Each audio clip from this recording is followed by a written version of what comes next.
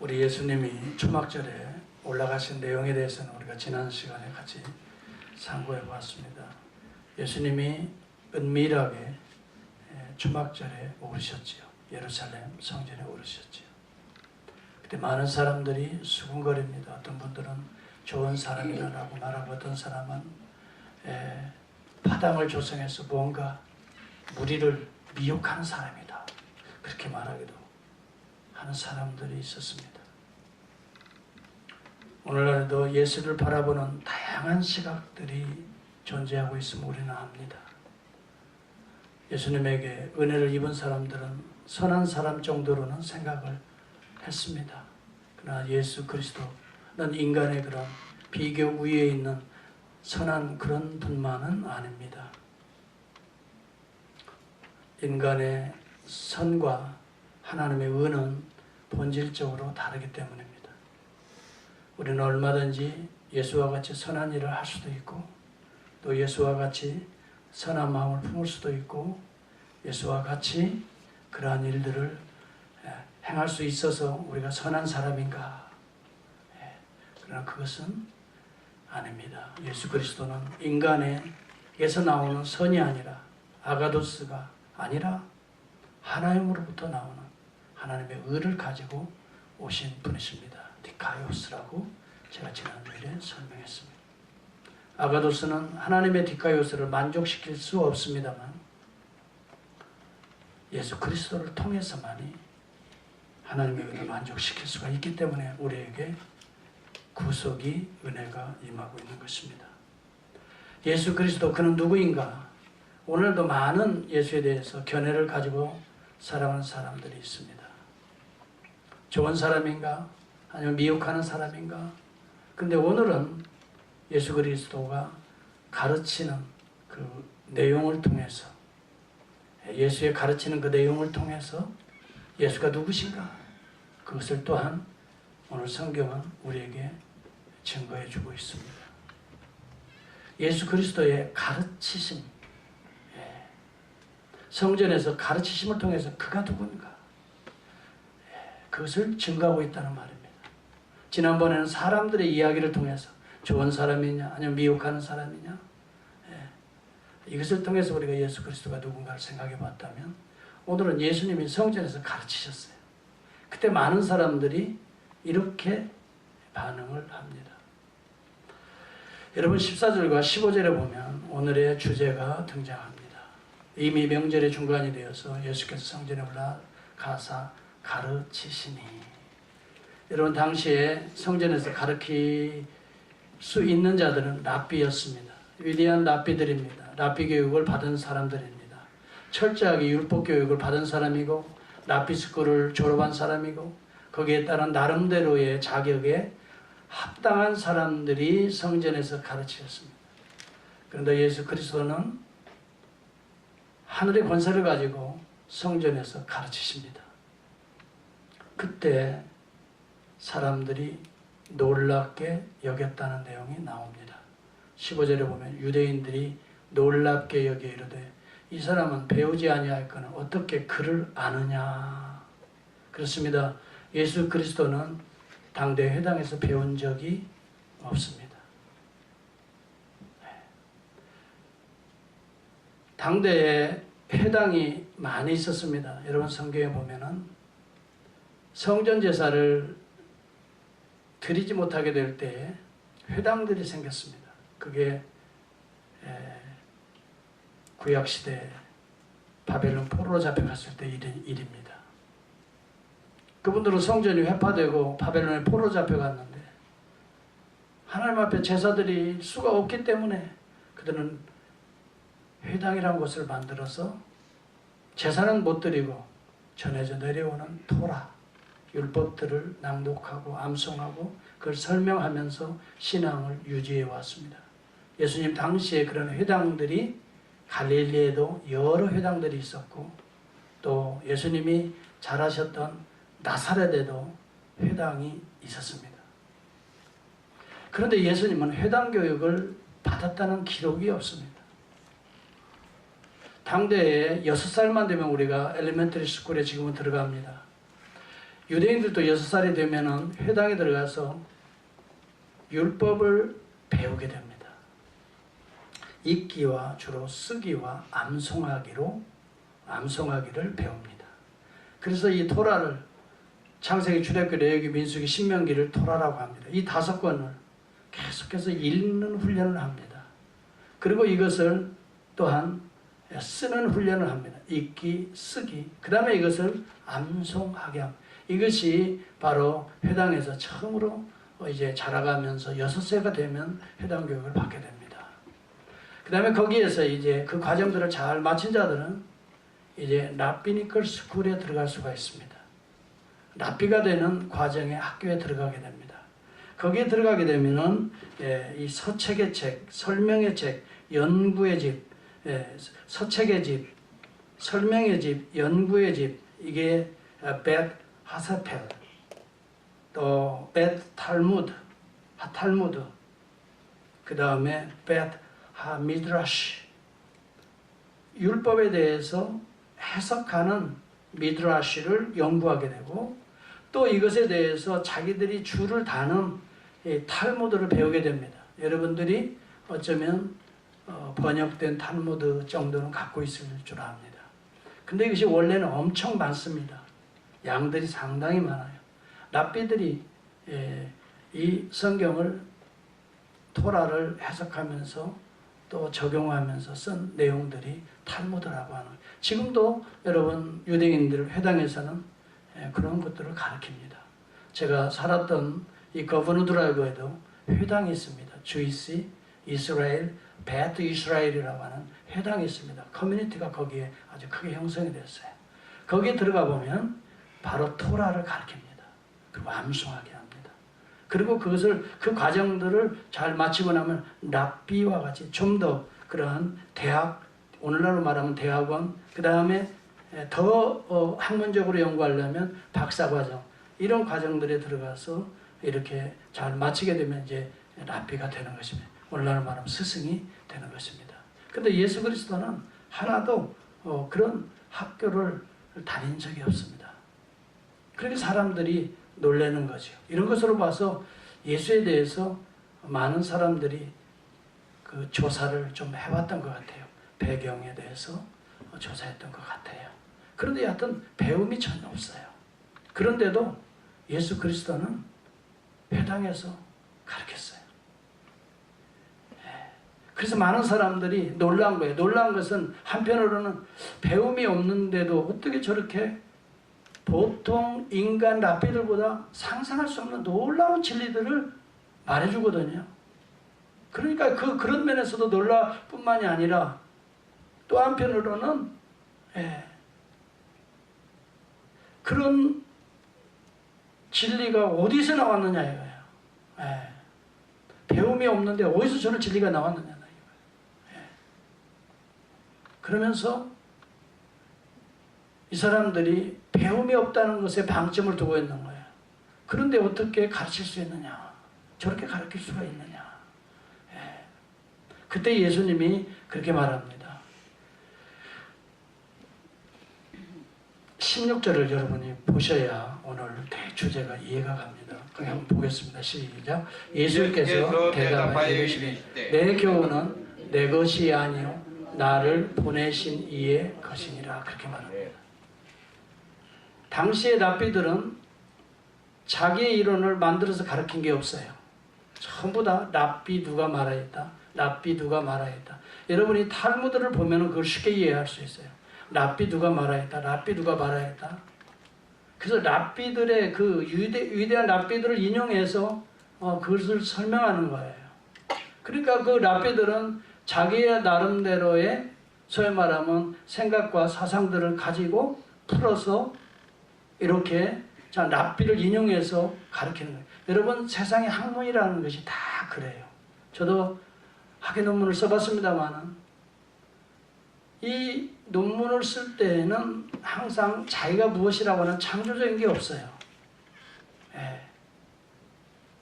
누가 어떻게 말하였다, 누가 어떻게 말하였다, 누가 어떻게 하였다, 이런 것들을 가지고 나의 하이포테시스라고 그러는데 가설을 프루브해 나가는 과정이 논문이에요.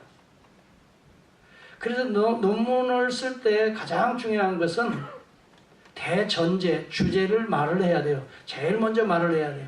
이것을 presupposition이라고 하는데 대전제예요. 이 전제는 hypothesis, 가설에서 시작이 됩니다. 자기 저자의 나름대로의 논리, 가설을 먼저 발표해 놓습니다. 그리고 이것을 많은 사람들의 학설을 인용해서 프루브 해나가면서 결론은 이 가설이 맞지 않느냐, 이렇게 프루브하는 것이 논문인 것입니다. 근데 그때 랍비들도 마찬가지예요. 자기의 나름대로 가설을 말하면서 동시에 많은 랍비들을 인용해 가면서 그것을 프루브하는 거예요. 근데 중요한 것은 이 모든 가설, 이 모든 전제들은 인간의 가설에서 나온다는 거예요. 예.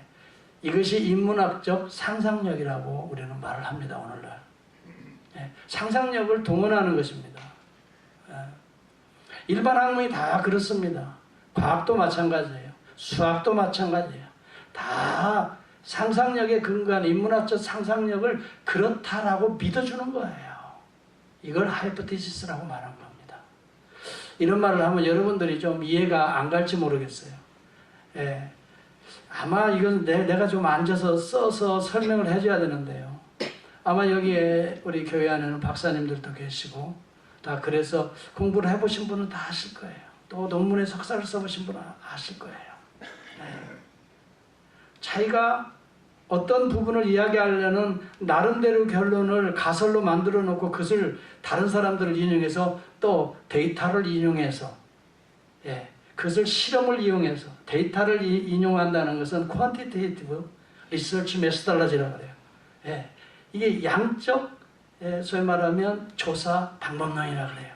그런 걸 가지고 데이터를 가지고 아니면 실험을 통해서 qualitative research methodology 이런 것들을 통해서 자기가 세우는 가설을 프루브해 나가는 거예요. 그리고 결론이 이거다라고 말하는 거예요. 그것을 여러분 인정해 주는 것이 학위 논문이에요. 자, 제가 지금 무엇을 말하려고 하는 걸 잘 들어보세요. 바로 인간의 학문은 그런 가설의 전제해서, 가설을 전제로 해서 많은 사람들이 말하는 내용들을 프루브해서 풀어가는 것이 오늘 인간의 학문이에요.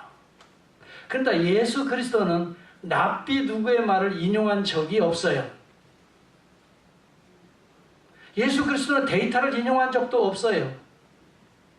예수 그리스도는 분명하게 여기 본문에 말씀하는 대로 나는 아버지께서 나에게 말씀하시는 그것을 그대로 말해준다고 말해요.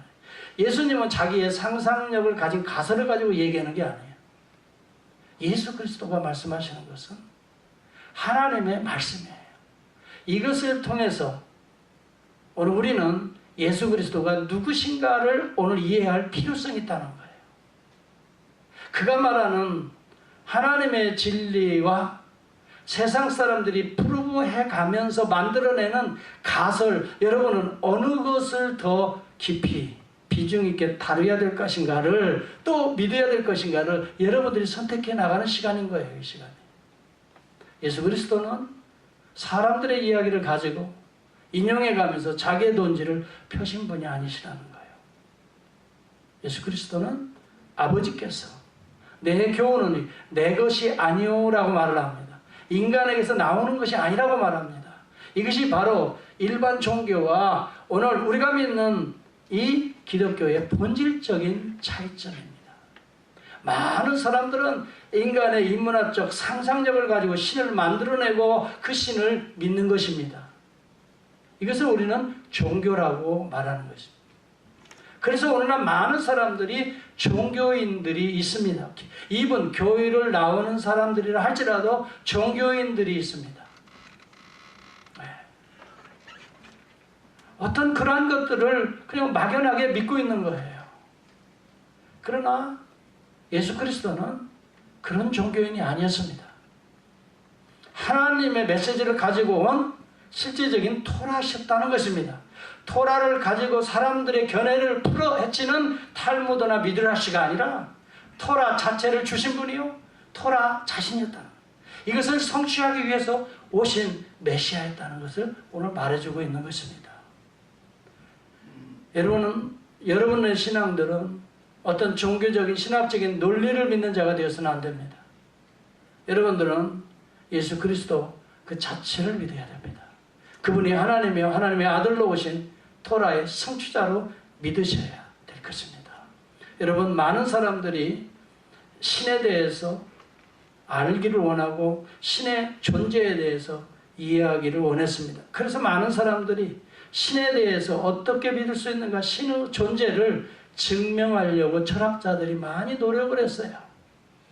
인간들의 인문학적 상상력을 동원하는 거예요. 그래서 여러분, 신 존재 증명이라고 하는 이 타이틀을 여러분 찾아보면은 크게 4가지로 분류가 됩니다.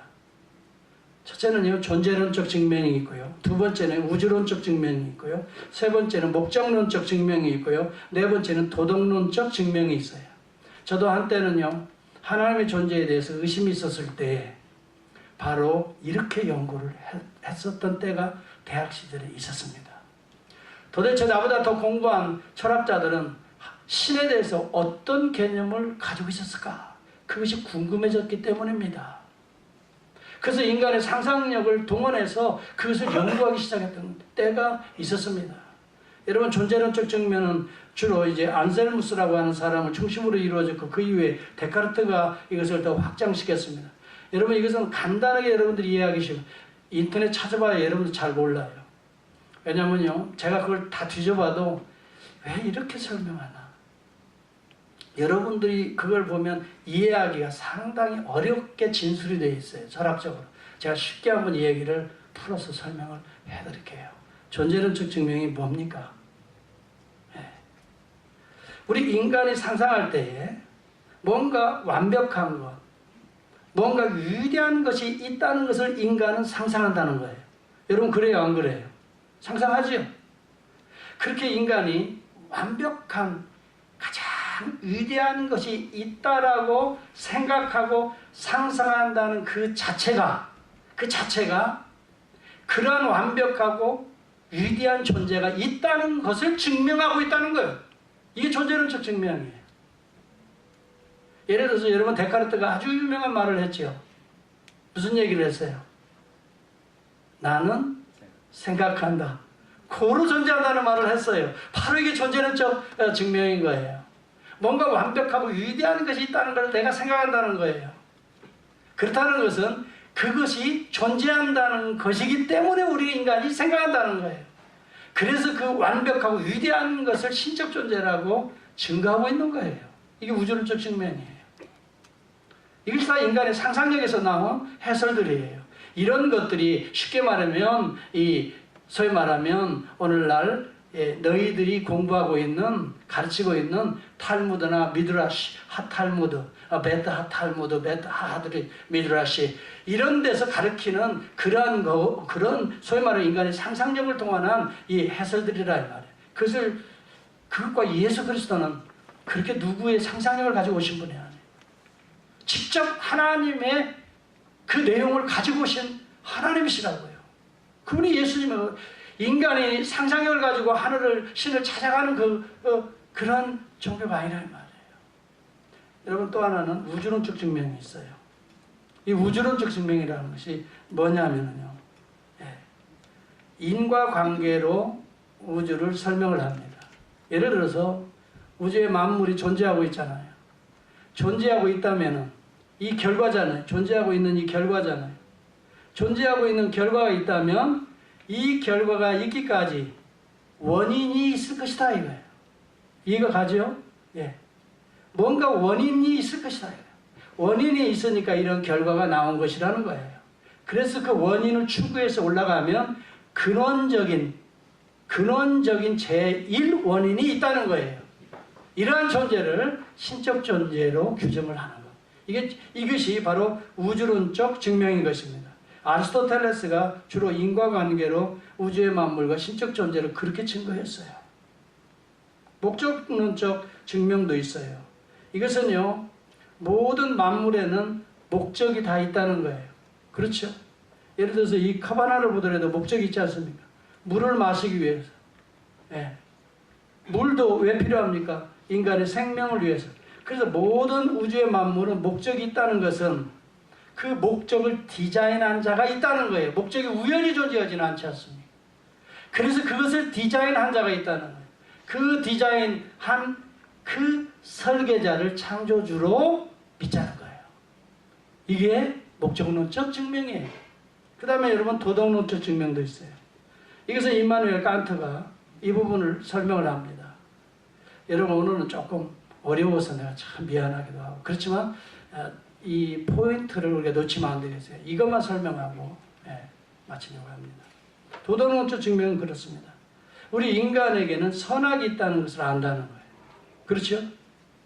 선악이 분명히 우리의 삶에는 우리 인간 속에는 있어요. 선악이 있는데 선에 대해서는 상을 주고 악에 대해서는 징계하는 기본적인 틀이 우리 마인드 속에 있다는 거예요. 그렇다면 선악에 대한 완전한 규정을 지어줄 수 있는 존재가 있을 것이라는 거예요. 그렇게 해서 추정해서 그 존재, 완전한 선악에 대해서 완전히 판결할 수 있는 완전한 존재를 신적 존재로 규정을 합니다. 그것을 가능케 하는 그런 존재, 이것을 도덕론적 증명이라 이렇게 말합니다. 자, 제가 지금 이렇게 말한 것은 인간의 상상력, 무한한 상상력으로 만들어내는 하나님이라는 존재, 신의 존재를 말하고 있는 거예요. 여러분, 인간은 그렇게 해서 신을, 그렇게 해서 종교를 만들어내고 있는 것입니다. 그것은 이 시대의 종교의 모습들입니다. 그러나 우리 주 예수 그리스도는 인간이 만들어낸 상상력의 산물이 아닙니다.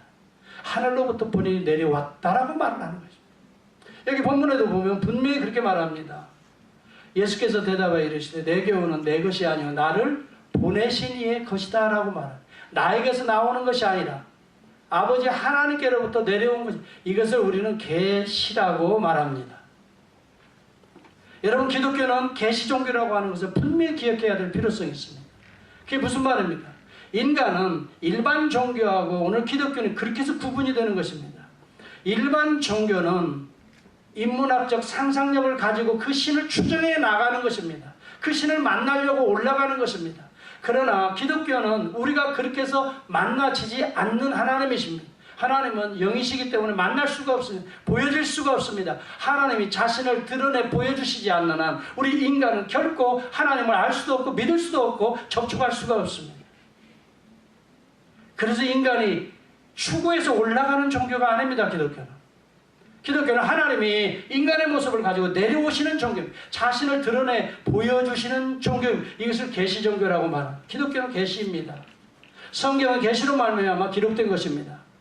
우주의 만물이 많은 사람들은 추상합니다. 상상력을 가지고 우주의 만물을, 기원들을 빅뱅 이론이니 또 그 다음에 에볼루션, 이 진화론이니 많이 그렇게 해서 가설들을 가지고 그것을 프루브 해나가는 이 세상의 학문입니다. 그러나 이 세상의 기원, 그 다음에 인간의 기원, 죄의 기원, 구원의 기원, 이 모든 내용에 대해서 하나님께서 친히 조금씩 알게 주시는 것을 리베일, 베일을 벗겨주시는 것을 계시라고 말하는 것입니다. 이 계시의 산물이 오늘 성경인 것입니다. 성경을 통해서 우리는 하나님의 존재를 알 수 있고 믿을 수 있고 하나님의 존재와 함께 할 수가 있는 것입니다. 그 구약에, 그래서 이 토라로 성경을 통해서 그들은 영생을 얻으려고 하나님을 만나려고 했습니다. 그런데 우리 주님이 아주 놀라운 이야기를 합니다. 너희가, 이것이 요한복음 5장 39절입니다. 한번 펴보시고 여러분 오늘 본문의 핵심을 이해할 수 있게 바랍니다. 5장 39절을 보시기 바랍니다.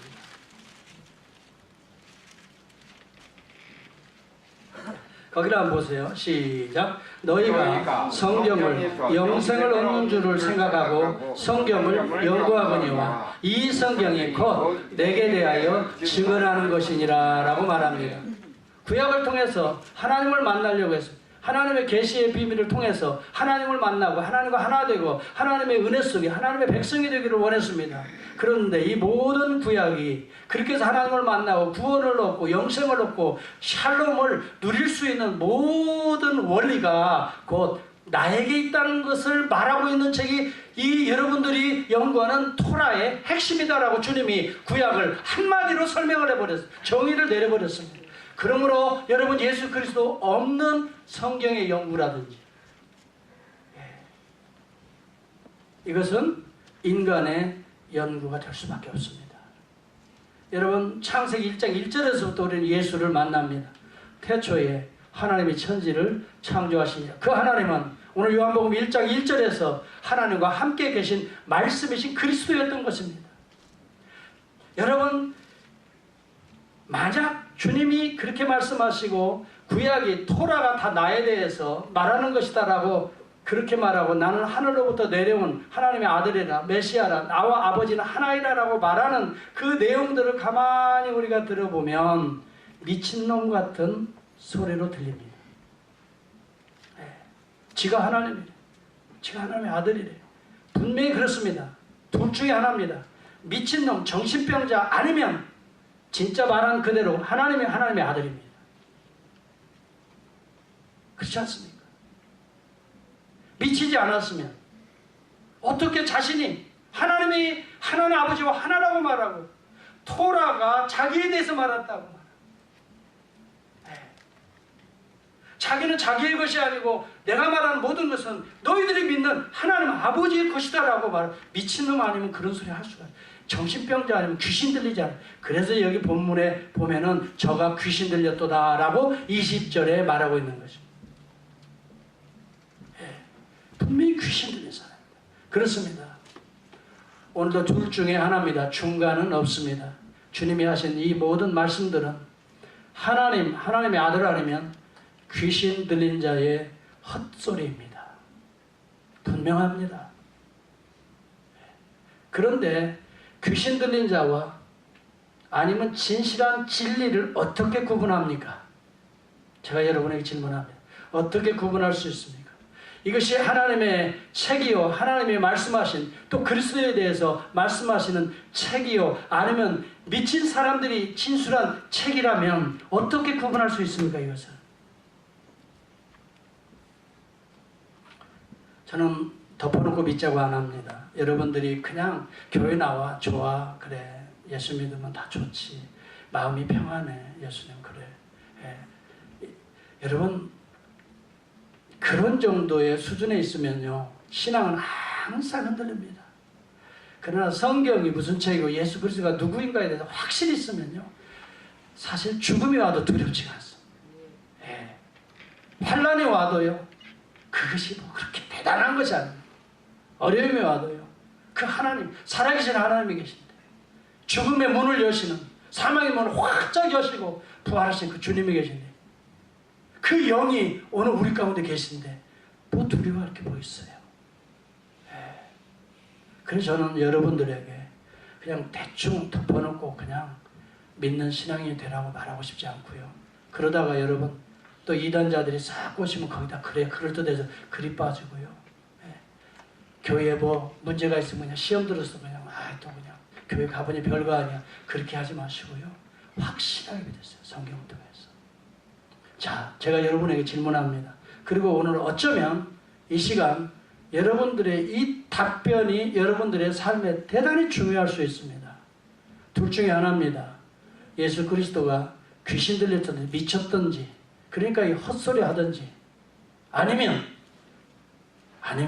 진짜 하나님이시든지 진짜 그의 말대로 하나님의 아들로 메시아로 우리를 구속하시고 십자가에서 대속하시고 그 말 그대로 사흘 만에 부활하시고 보좌우편에 앉으셨더니 둘 중에 하나면 아니면 헛소리하고 있는 사람이든지 자 그것을 어떻게 구분할 수 있을까요? 여러분 같으면 어떻게 구분합니까? 가장 중요한 것은 오늘 제가 핵심적으로 말씀하고 싶은 것이 바로 이것입니다. 따라서 합시다. 일관성이 있어야 된다. 일관성입니다. 여러분 미친 사람 귀신 들린 사람들에게는 일관성이 있어요 없어요? 없습니다. 어느 때는 이렇게 하고 어느 때는 저렇게 하고 이 말은 이렇게 하고 저렇게 하고 뒤집기도 하고 그 사람에게는 무슨 일관성이 없습니다. 그러나 예수 그리스도의 하시는 말씀은 처음부터 끝까지가 일관성이 있습니다. 여러분 한번 성경을 펴보시기 바랍니다. 요한복음 17장을 한번 보시면 주님이 십자가에 돌아가기 직전에 하시는 말씀입니다. 뭐 여러 가지로 한 말씀을 우리가 묵상할 수 있지만은 4절을 한번 보시기 바랍니다. 아버지께서 내게 하라 주신 일을 내가 이루어 보세요. 우리 주님은 주님의 일을 이루시기 오신 것이 아니에요. 구약의 구속을 이루기 위해서 아버지께서 맡겨주신 그 일을 내가 이루어 아버지를 영화롭게 하였다라고 말합니다. 그 십자가의 대속이 죄로 말미암아 죽을 창세기 3장 멸망 가운데 있을 백성을 구속하기 위한 하나님의 계획이 창세기 3장에서부터 등장하지 않습니까? 그래서 여자의 후손 오신 메시아가 죽음의 문, 죄의 사망의 권세를 머리를 깨뜨리신 그 놀라운 복음, 프로토 이방겔리움이 창세기 3장 15절에 나옵니다. 그래서 하나님이 친히 그의 아들을 피 가르시고 피 흘리게 하시고 우리에게 하나님의 의의 옷을 입혀주시는 사건이 창세기 3장 21절에 나오지 않습니까? 그의 가죽옷을 지어 입히는 사건이 아닙니다. 하나님의 제사의 사건이 아닙니다. 예수 그리스도는 하나님이 자기 아들을 친히 찢으시고 제사하는 사건이 십자가에 돌아가시는 대속의 사건인 것입니다. 일관성이 2000년의 여러분 역사 속에 그대로 일관성 있게 하나님의 그것을 시편 기자를 통해서도 얘기하고 여러분 모세를 통해서도 그 이야기를 하고 그래서 제사의 제도가 생기지 않습니까? 여호수아를 통해서도 이야기하고 시편에 여러분 이 시가서를 통해서도 이야기하고 예언서의 핵심인 이사야 선지자를 통해서 53장에 얼마나 그가 십자가에서 죄 없으신 분이 어린 양이 되어서 내 대신 채찍에 맞고 내 대신 징계를 받는 모습이 나오는데 징계를 받고 채찍에 맞으면 우리가 나음을 입고 평안을 누리게 되는 이 구속의 절정을 이 이사야는 어김없이 지속적으로 일관성 있게 선포하고 있지 않습니까? 그분이 예수 그리스도예요. 그분이 직접 그 아버지께서 하라고 하시는 구속의 일을 위해서 자기가 육체의 몸을 입고 오셨다고 하는 사실이에요. 그래서 이 사실을 안 세례요한이 예수님을 딱 첫 번째 보고 나서 계시의 비밀을 하나님이 알게 하십니다. 예수님을 보고 뭐라고 말합니까? 요한복음 1장에 등장하죠. 요한복음 1장에 등장합니다. 보라! Behold! 보라! 세상의 죄를 담당하실, 짊어지고 가실 하나님이 보낸 어린 양이로다. 그렇게 고백을 합니다. 아니, 지가 만나봤어요? 세례요한이. 지가 연구를 해봤어요? 이것이 바로 리빌레이션, 하나님의 계시의 일관성입니다. 하나님이 자신을 그렇게 보여주시는 것입니다. 그래서 그것을 말하게 하시는 것입니다. 이게 세례요한입니다. 사도요한도 하나님이 사도 요한이 지가 창조 때 있어 봤어요? 이 요한복음을 기록한 수천 년 전, 수만 년 전, 수억 년 전에 지가 있어 봤냐고. 그런데 하나님께서 자기 자신을 그 사람에게 보여주시는 것입니다. 일정 기간 비춰주시는 것입니다. 이것을 계시라고 말합니다. 그래서 그가 하나님이 보여주시는 부분에 따라서 예수 그리스도를 소개하고 있지 않습니까? 태초에 말씀이 계시니라 하면서 얘기하고 있지 않습니까? 이 말씀이 하나님과 함께 계셨으니 이 말씀은 곧 하나님이시라 라고 말하지 않습니까? 여러분, 일관성입니다. 구약시대에도 창세기 3장에서부터 토라에서부터 그것을 해설하는 모든 여러분 시가서나 역사서나 모든 것들이 일관성 있게 오실 메시아에 대한 스토리, 이 예언으로 가득 차 있습니다. 그리고 마태복음에 그가 오시는 장면이 나타나고 있습니다. 그리고 천사를 통해서 이는 하나님이시다. 하나님이 너와 함께 임마누엘이라. 그리고 우리의 죄를 구속하실 구원자라. 그래서 이름을 예수라 하라. 이렇게 계시를 그에게 마리아에게 보여주고 있지 않습니까? 요셉에게 들려주고 있지 않습니까? 여러분 이 사실을 본 제자들이 그렇게 고백하고 있지 않습니까? 보라 예수를 잡아주겠던 백부장이 그렇게 고백하고 있지 않습니까? 이는 그가 하나님의 아들이었도다.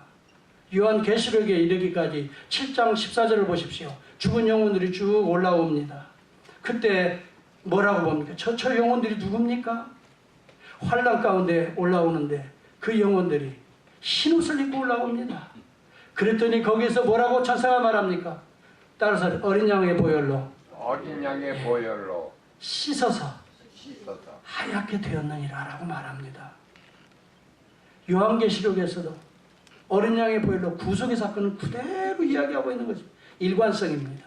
이것 때문에 저는 성경이 하나님의 말씀이심을 믿습니다. 여러분, 누구는 사도 바울 같은 경우는 알지도 못합니다. 요한, 베드로 뭐 이런 사람들 나중에 만났습니다만 그 이전에 예수 믿는 자는 핍박했습니다. 그런데 사도 바울이 고백하는 모든 내용은 복음이었습니다. 나는 예수 그리스도의 십자가와 여러분 예수 그리스도 외에는 다른 것은 전하지 않겠다라고 일관성입니다. 성경은 예수 그리스도의 구속에 관한 이 하나님의 스토리인 것입니다. 성경은 분명합니다. 한 가지 대주제입니다. 하나님의 이야기입니다. 하나님이 사랑하사 만물을 창조하시고 하나님이 살아가서 죄 가운데 멸망 가운데 있는 그의 백성들을 구속하시는 그리스도를 통해서 구속하시는 하나님의 스토리인 것입니다. His 스토리입니다. 그래서 이 성경은 그의 역사인 것입니다. 예수의 구속의 역사인 것입니다. 오늘 인간의 연구에서 탈무드와 같이 미드라시아와 같이 납비 누가 말했다라고 말하는 것이 아닙니다. 예수 그리스도는 하나님의 본체 하나님의 형상과 동일한 분으로서 토라를 성취하기 위해서 토라로 이 땅에 오신 분이십니다. 그래서 마지막 예수님이 돌아가실 때 우리 주님은 뭐라고 말씀하고 돌아가십니까? 다 이루었다. 테텔라스타이. 구속을 다 이루었다. 이 대전제를 성취하신 스토리입니다. 하나님의 사랑의 스토리입니다. 여러분, 요한계시록도 우리가 앞으로 일어날 그것도 구속받은 성도들이 하나님의 품에 올라가면서 하나님의 새하늘과 새 땅으로 우리가 들어가는 것으로 이 스토리가 끝나는 것입니다. 오늘 우리 인생은 그 길로 가고 있는 것입니다. 그런데도 사람들은 그래요.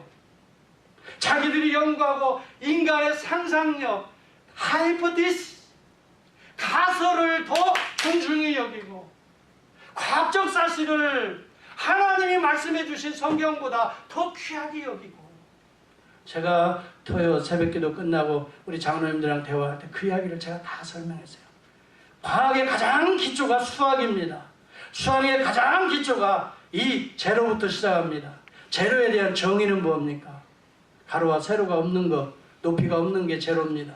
그런데 1차원으로 가려면 여러분, 가로에 이 점에 세로 가로가 있어야 됩니다. 그 점들이 모여져서 뭐가를 이룹니까? 선을 이루지 않습니까? 그런데 분명히 점이라고 하는 0차원은 가로, 세로, 높이가 제로가 되어야 되는데 제로를 우리가 수학적으로 산술적으로 100번, 1000번 이어져 봐도 제로가 되어야 되는데 선을 이룬다, 1차원이 된다 라고 하이포테시스, 가설을 서로 믿어주는 것입니다. 그러므로 여러분, 과학의 가장 기초인 수학도 믿음에서 시작되는 것입니다. 사람이 만들어내는 가설을 믿으면서도 하나님이 말씀하시는 거룩한 구속의 진리를 믿지 못한다면 이것처럼 안타까운 일이 어디 있습니까? 둘 중에 하나입니다. 이제 저는 설교를 마치려고 합니다. 여러분들은 예수 그리스도를 어떤 존재로 생각하십니까? 단순히 좋은 도덕적인 분으로 생각하십니까? 그렇지 않습니다. 분명히 좋은 분이지만 그 정도를 넘어선 분이십니다. 하나님의 의를 가지고 오신 분이십니다. 디카이오스의 하나님이십니다. 단순히 예수님 닮아서 나도 저렇게 선한 일 하기 위해서 신앙생활을 하는 것은 이것은 종교생활인 것입니다. 신앙이 아닙니다. 거듭난 것이 아닙니다. 거듭나야 하나님의 의를 덧입을 수가 있습니다. 물과 성령으로 거듭나지 않으면 하나님과 하나 될 수 없고 그의 나라에 들어갈 수가 없는 것입니다. 저와 여러분의 이 믿음 가운데 거듭난 자들이 모여서 하나님을 찬송하고 하나님을 경배하는 그리스도의 몸된 지체 교회가 될 수 있기를 주의 이름으로 축원합니다. 그렇지 않고 종교인들이 모인 성전의 뜰만 바꿔가는 자들은 언젠가 하나님의 나라에 갈라짐이 있습니다. 양과 염소가 갈라지듯이 갈라지게 되는 것입니다. 알곡과 가라지가 갈라지듯이 종교인들은 언젠가 하나님의 주님의 재림의 날에는 갈라지게 되어지는 것입니다. 여러분은 예수를 어떤 존재로 믿으려고 하십니까? 그는 단순히 인간이 만들어낸 가설을 풀어가는 자가 아닙니다. 하늘로부터 내려온 하나님의 말씀을 성취하시는 구속의 주님으로 믿을 때 여러분의 삶에는 하나님의 의가 임할 줄을 믿습니다. 아멘. 이 놀라운 믿음의 은혜가 저는 여러분들에게 각인에게 임할 수 있기를 주의 이름으로 간절히 축복합니다. 기도하겠습니다. 하나님 아버지,